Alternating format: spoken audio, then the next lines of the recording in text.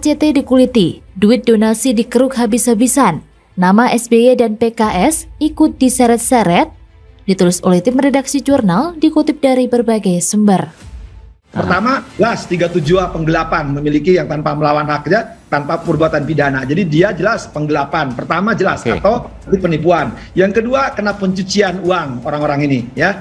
Yang ketiga lebih penting, kalau sekarang nih oleh PPATK diserahkan ke kantornya Pak Ahmad Nur Wahid, kepada organisasi tertentu walaupun belum terdaftar, tapi kan kalau itu ternyata terbukti nanti adalah ada kegiatan yang dilarang, ya bisa kena undang-undang tindak pidana teroris ya. Gitu juga. PPATK menghentikan sementara transaksi atas 60 CIF, atas 60 rekening atas nama entitas yayasan tadi di 33 penyedia jasa keuangan. Kemudian ada juga salah satu karyawan ya melakukan selama periode 2 tahun melakukan transaksi ke pengiriman dana ke negara-negara beresiko tinggi dalam hal pendanaan terorisme, 17 kali transaksi dengan nominal 1,7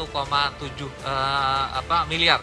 Gua lebih ada, kalau mau lembaga-lembaga yang eksis, ada lembaga milik NU, lembaga milik Muhammadiyah, organisasi yang memang sudah terpercaya. Ini backgroundnya apa ya? Paling anak-anak liko, anak-anak yang memang afiliasinya ke PKS. Buat gua lebih suka ke lembaga-lembaga yang memang jelas afiliasi keagamaannya. Ternyata Pusat Pelaporan dan Analisis Transaksi Keuangan atau PPATK menemukan banyak transaksi mencurigakan yang dilakukan oleh ACT. Dan menariknya lagi, PPATK langsung meneruskan laporan yang mencurigakan ini ke BNPT dan Densus 88 untuk diselidiki. Kalau memang laporan PPATK ini sampai ke Densus 88, bisa jadi sadar atau tidak sadar, lembaga donasi ACT pernah melakukan transaksi dengan teroris. Dengan cepat, Lembaga Kemanusiaan Aksi Cepat Tanggap atau ACT menjadi bulan-bulanan publik lantaran uang donasi umat diduga diselewengkan untuk kepentingan pribadi para petinggi lembaga tersebut. Salah satu pengguna media sosial Twitter bernama Platiwis mengungkapkan sejumlah fakta mengenai sejarah ACT. Ia mengatakan, jika ACT berdiri di era pemerintahan Susilo Bambang Yudhoyono atau SBY dan PKS. Meski sudah berdiri lama, lembaga itu justru dinilai paling tidak akuntabel soal laporan keuangannya. Berdiri di era kekuasaannya SBY dan PKS, yang sampai saat ini jadi lembaga donasi paling tidak akuntabel dan transparan. Kata dia, dikutip pada hari Selasa 5 Juli 2022. Ia juga menyebutkan jika langkah ACT yang menilap dana umat lewat kedok kemanusiaan telah menular ke sejumlah kalangan. Kelakuan ACT ini menjadi inspirasi banyak orang, baik perseorangan ataupun kelompok, untuk membuka donasi penolong orang tapi juga modus untuk memperkaya diri sendiri, alias ia tipu-tipu berhadiah. Selain itu, ia juga menyoroti aksi ACT yang membawa nama negara Palestina untuk berdonasi, menjadikan Palestina menjadi kambing hitam agar para dermawan mau mengeluarkan uangnya untuk berdonasi. Bahkan ia juga menuding jika setiap mau Idul Fitri ada saja kejadian di Palestina dan ACT siap sikap menjadi sikap menjembatani aksi kemanusiaan. Adapun perihal kabar dugaan penyelewengan dana ACT untuk kepentingan pribadi, petinggi lembaga kemanusiaan itu dibongkar oleh laporan koran Tempo dan majalah Tempo. Luar biasa memang, lembaga donasi bernama ACT ini. Selain menjadi lembaga kemanusiaan, ACT juga menjadi ladang tuai bisnis berhadiah bagi pejabat-pejabat terasnya. Memang ACT sendiri berdiri di era SBY dan PKS berkuasa, tapi ada yang menarik nih untuk dikulik. Apa itu? Betapa tidak, selama masa kepemimpinan SBY sebagai Presiden ke-6 RI, yang pada saat itu juga Partai Demokrat dan Partai Agamis PKS berkuasa, entah organisasi radikal seperti FPI dan HTI, dinilai mendapat ruang berekspresi yang cukup luas. Atau lembaga-lembaga penyelewengan dana umat dan para pejabat berdebah yang menguras duit rakyat demi kantong pribadinya tumbuh subur di era SBY.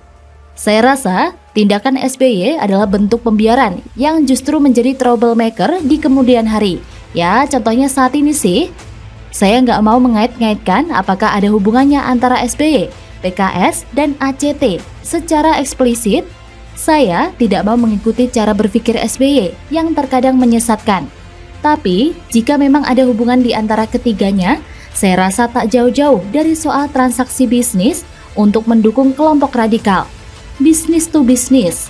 Ya, semoga saja tidak demikianlah. Kalau sampai terbuka, pasti puyar tuh kepala Pepo. Bahkan nih, yang menarik perhatian adalah novel Bamukmin, jubir FPI sendiri yang justru pasang badan membela lembaga ACT dari berbagai tudingan. Ia juga meminta masyarakat agar husnudon kepada lembaga filantropi tersebut. Padahal terbukti loh, dan fakta-faktanya jika ACT telah melakukan penyimpangan. Ya kan aneh, membela hal yang jelas-jelas salah. Atau memang si penerima sumbangan terusik kali ya? Rasa-rasanya jadi curiga nih. Begitulah sikap manusia-manusia serakah yang gila harta, tahta, dan wanita. Sampai-sampai agama dijadikan tunggangan untuk mendulang keuntungan pribadi.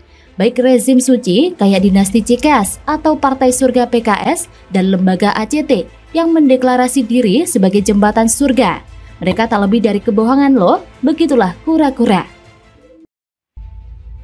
Barisan sakit hati nggak ngotak, edit foto Jokowi. Warganet, penjual negara bajingan. Ditulis oleh tim redaksi jurnal, dikutip dari berbagai sumber. Apakah merasa lebih hebat karena sudah memperoleh Presiden Republik Indonesia? Presiden Jokowi bukan hanya presiden bagi para pemilihnya, tapi adalah presiden seluruh rakyat Indonesia. Setiap warga bangsa mempunyai etika untuk menghormati kepala negara. Seorang warganet edit foto Jokowi, dirinya bahkan menyebut bahwa pemimpin negara itu merupakan penjual negara. Sebagaimana diwartakan sebelumnya bahwa foto meme Jokowi memang kerap beredar di media sosial, termasuk Twitter. Diduga foto itu diedit oleh pihak pembenci Jokowi. Hal tersebut diketahui dari hujatan-hujatan dalam foto dan cuitan para warganet yang membagikan foto meme Jokowi, sebagaimana diwartakan sebelumnya. Presiden Jokowi tidak jarang harus menerima hujatan di media sosial, bukan hanya kata-kata, mirisnya yaitu foto-foto yang diedit warganet. Salah satu warganet dengan akun Twitter @alyah5372alyah membagikan foto meme Jokowi sebagaimana dikutip terkini.id pada Rabu 29 Juni 2022. Dalam foto itu, Presiden Jokowi diedit jadi mengenakan pakaian kuno dan mahkota, serta memegang panah. Bukan hanya itu, dalam foto meme Jokowi tersebut terdapat sebuah tulisan yang bertuliskan, "Suka-suka gua dong, gua kan dewa." Selain mengunggah foto itu, sang warganet juga menuliskan cuitan yang tidak baik. Dirinya menghujat bahkan memfitnah Jokowi sebagai antek PKI dan komunis. Ia juga menyebut dan menfitnah nama Menko Marves Luhut Binsar Panjaitan, mantan Presiden RI Megawati, Ahok, dan Erick Thohir sebagai bangke-bangke penjual negara. Ya elah, kelakuan barisan sakit hati emang selalu bikin geleng-geleng kepala ya. Nggak pakai rem, langsung tancap gas, nggak pakai kendor, menyerang Jokowi lewat narasi yang tidak bermutu alias sampah.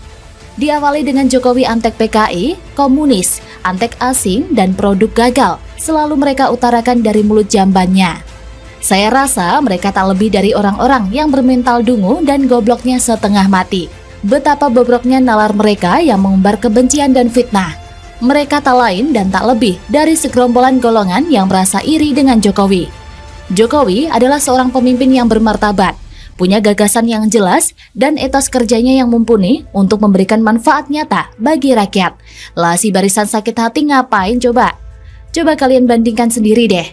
Jokowi yang mereka hina itu membangun infrastruktur, menarik investor luar negeri, melakukan pembenahan dalam sistem pemerintahan dan menyongsong yang inti dasarnya adalah memberi manfaat bagi rakyat senyata-nyatanya. Sedangkan para barisan sakit hati terkutuk itu hanya bisa jualan baca doang dan tidak memberikan kontribusi apapun buat negeri ini. Apa sih yang mereka berikan buat negara ini? Bawa investasi, ciptakan lapangan kerja, ajak investor tanam modal, bangun infrastruktur, semuanya nggak ada. Mereka cuma menyumbang bacot dan kegaduhan. Itu spesialisasi mereka yang sayangnya tidak diperlukan. Tidak berikan apapun, mulut kotor, hati hitam, bacot murahan. Sampah saja tidak sehina itu loh, karena bisa diolah, didaur ulang, bahkan bisa jadi bahan baku pembangkit listrik. Hingga akhirnya kita sadar, di otak mereka hanya mementingkan satu hal, yaitu Jokowi salah. Makanya otak mereka agak terhambat, nalar dan logikanya. Tidak peduli Jokowi pontang-panting bangun negeri ini dan memajukan pertumbuhan ekonomi. Di otak mereka, Jokowi itu penjahat kelas kakap, sedangkan mereka itu kayak malaikat paling suci. Para tong kosong itu cuma menjual kata-kata dan nyinyiran. Sedangkan Jokowi kerja nyata dan kelihatan hasilnya. Ibarat kita ini sedang membandingkan sebongkah berlian dengan apel busuk. Si apel busuk suka mempengaruhi masyarakat untuk percaya bahwa apel busuk ini lebih berharga daripada emas, lebih sehat kalau dimakan. Apel busuk ini suka mencari cacat dari emas, entah itu goresan atau tompelan. Tapi lupa bau busuk apel itu lebih menjijikan loh, memalukan. Bagaimana menurut Anda?